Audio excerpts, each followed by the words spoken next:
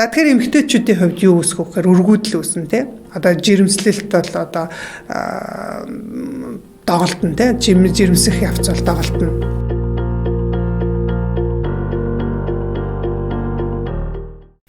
За дараагийн нэг одоо үр дагавар болохоор дааврын өөрчлөлтөнд ордог. Тэгэхээр хүний даавар за тэр дотроо болохоор стереол одоо даавар гэж байдаг. Тэгэхээр бидний стрессийн даавар, кортизол даавар байна. Мөн бэлгийн дааврууд байна тий. Одоо эмэгтэй хүмүүсийн хувьд бол эстроген, прогестерон, за тэгээд цаашлаад эрэгтэйчүүдийн бол одоо тестостерон гэдэг даавар ярьдаг шүү дээ. Тэгэхээр энэ нөхөн үржихүүн бүхэл даавар үүсэх, хэвийн одоо үүсгэхэд бол бидний биед холестерин тодорхой түвшиндэл байх ёстой. Хэрвээ холестерины одоо тэр өг тосны солилцоо алдагдчих юм бол энэ нь бидний кортизолын даавар үүсэх, мөн бэлгийн дааврууд үүсэх энэ явцад бол доголддог.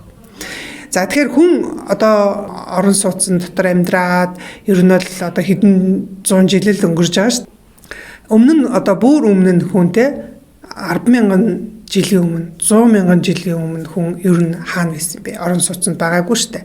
Байгаль дээр одоо магадгүй уртсан дотор амьдарч ирсэн, агуу дотор амьдарч ирсэн баг.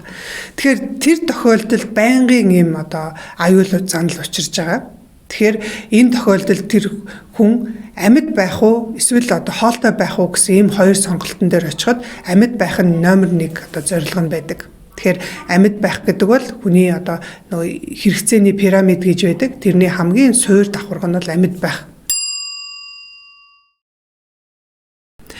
Тэгэхээр бид нар одоо дээр үеэс одоо эртний хүмүүсээс ахуулаад нөхөн үржих гэдэг бол хүний хоёр дахь хэрэгцээ байсан. Эхлээд суур хэрэгцээ нь болохоор амьд үлдэх байсан. Тэгэхээр кортизол даавар буюу стрессийн эсрэг даавар нь хүнд эхлээд бүрлдэж бий болох нь чухал уу эсвэл нөхөн үржихүүн даавар бүрлдэж бий болох нь чухал уу гэхээр мэдээж кортизол. Яг тэгэхээр амьд үлдэхэд кортизол заавал хэрэгтэй. Айдас аюулаас өөрийгөө аврахад кортизол стресс заавал хэрэгтэй болдог. Тэгэхээр хүний бие эхлээд юугаа бүтээх нөгөө холестериноор даавруудаа бүтээнэ гэх юм бол дарааллын хувьд эхлээд кортизол даавраа бүтээдэг.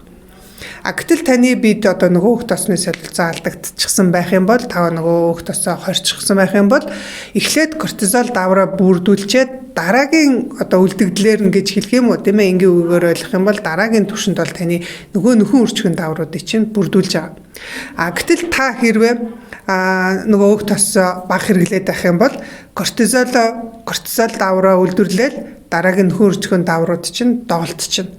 За тэгэхээр эмэгтэйчүүдийн хувьд юу үүсэх вэ гэхээр өргүүдэл үүснэ тий. Одоо жирэмслэлт бол одоо доголдно тий. Жирэмсэх явц бол доголдно. Олон давартай штэ. Эрэгтэйчүүдийн хувьд болохоор нөгөө өргүүдэл байхаас гадна давхар бэлгийн одоо чалах суларна. Тэгэхээр энэ одоо эмэгтэйчүүдийн сарын тэмдэг ирэхэд бол их асуудалтай ирнэ. Нөхөн үржихүүн насандаа байгаа хэрнээ биений юм нэрхээ болчдөг. Яг хүний бие чинь өөрөө нөгөө хос одоо холимог тижээлтэн учраас бид нэр амьтныхаа тэр өөх тосыг идэж бидний бие чинь өөрийнхөө тэр дааврыг хэвийн байлгаж байгаа байхгүй. Тэгэхээр цагаан олтнуудад нэг ажиглагддаг юм нь эрт одоо цэвэршдэг. Биений юм нь одоо мөчлөг нь алдагддаг ч гэдэг юм уу. Энийг магадгүй би эрт цэвэршнэ гэдэг нь эрт цэвэрших гэдэг үг чинь өөрөө ч гэсэн бас нэг тийм зөв үг биш шүү дээ. Ямар нэг бохир байж байгаад цэвэрлж байгаа юм биш шүү дээ. Ер нь бол тэр бэлгийн булчирхаануудын ажиллагаа нь зогсоод бэлгийн даврууд нь ялгархаа болоод эхэлж ийн л гэсэн үг шүү дээ. Тэгэхээр хэрвээ та одоо 30 наснда 35 наснда нөхөн үржих наснда байж байгаад хэрвээ өөх тосныхаа хэрэглээг басгачих юм бол эн чинь таны одоо эрт цэвэршилт явагдах нэг үндэс болно. Эрэгтэйчүүдийн хувьд бол одоо бэлгийн сулралтай болох нэг үндэс болно. Тэгэхээр бид нар холестерин бол таны одоо нөхөн үржихэд оролцдог ийм чухал нэг хэсэг шүү.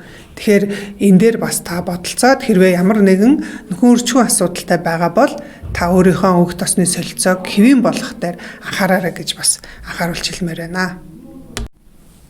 За тэгэхээр энэ дээр дахиад нэг нэмэт хэлэхэд яг ингээд та өөх тосныхоо хэрэглээг багасгачихсан байлаа гэхэд шууд л одоо саяны хэлсэн юунууд үр дагаврууд гарахгүй л да. Бүр удаан хугацаагаар шүү. Одоо жишээ нь 2-3 сарын дараагаас эхлээд л даавар ерөнхийдөө өөрчлөгдөж эхэлдэг.